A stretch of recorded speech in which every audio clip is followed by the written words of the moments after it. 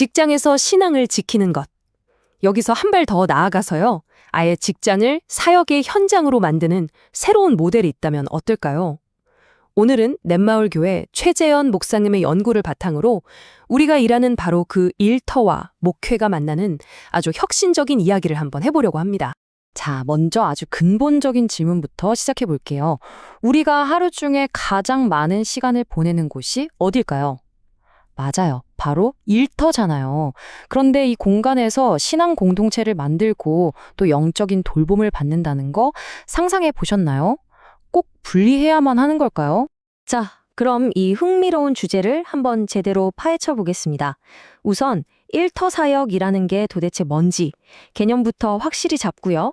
이게 실제 기업에서는 어떤 모습으로 나타나는지, 그리고 이 사역의 중심에 있는 사목은 구체적으로 어떤 역할을 하는지, 마지막으로 이 모델이 왜 지금 우리에게 중요한지 차근차근 따라와 보세요.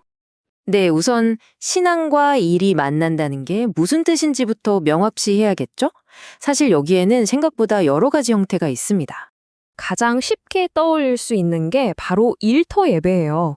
말 그대로 회사 경영자가 목회자를 사내로 초청해서 다 같이 예배를 드리는 방식이죠.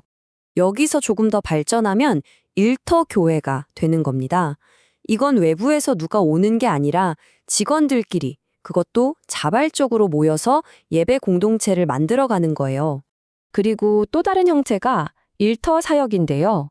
이건 예배 같은 어떤 형식보다는 믿는 직원 한 사람 한 사람이 자신의 일하는 태도나 삶의 모습을 통해 모범을 보이는 거예요.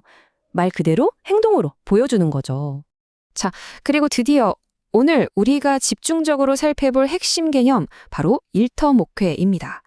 이건 전문 목회자가 아예 회사 안으로 들어와서 직원들을 돌봐주는 훨씬 더 적극적인 형태라고 할 수 있습니다. 오늘 이야기의 주인공이죠. 그렇다면 이런 일터 목회가 실제 회사에서는 어떤 모습일까요? 이게 또 회사마다 다 다르거든요. 얼마나 적극적이냐에 따라서 단계가 쫙 나뉩니다. 이걸 보면 정말 흥미로운데요. 보세요. 아예 종교 활동이 없는 회사부터 시작해서 가끔 외부 목사님을 모시는 소극적인 단계를 거쳐서 사내에 사목이라고 불리는 목회자를 두고 적극적으로 활동하는 3단계로 가죠. 그리고 최종 단계는 뭐냐? 모든 직원을 대상으로 1대1로 깊이 있게 영적인 케어를 해주는 겁니다. 엄청난 차이죠? 자, 그럼 그 사목이라는 분은 대체 회사에서 무슨 일을 할까요? 그 역할이 굉장히 다양하고 또 그만큼 중요합니다. 핵심 활동은 크게 4가지로 볼 수 있어요. 가장 중요한 건 직원들의 힘든 이야기를 들어주고 비밀을 지켜주는 개인적인 돌봄이에요. 이게 기본이 되어야 하죠. 그리고 원하는 사람들에게는 성경 공부 같은 영적 양육을 제공하고요.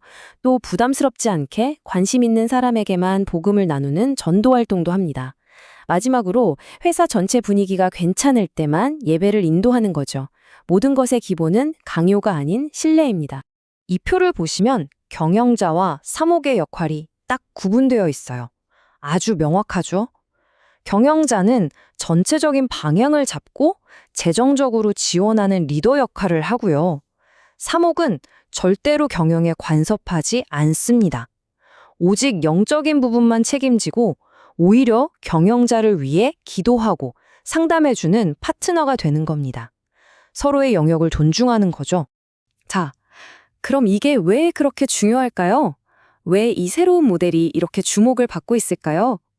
여기에는 지금 시대의 여러 문제들에 대한 중요한 실마리가 숨어 있습니다. 이게 그냥 이상적인 이야기에서 그치는 게 아니라 아주 현실적인 대안이 될 수 있다는 게 핵심이에요. 요즘 목회자분들이 사역할 곳을 찾기 어렵다는 이야기 많잖아요. 바로 그런 분들에게 새로운 길을 열어줄 수 있고요. 또 동시에 복음을 전하기 어려운 시대에 사람들의 삶 속으로 직접 들어가는 가장 효과적인 전략이 될 수도 있는 거죠. 회사와 목회자 모두에게 윈윈이 되는 겁니다.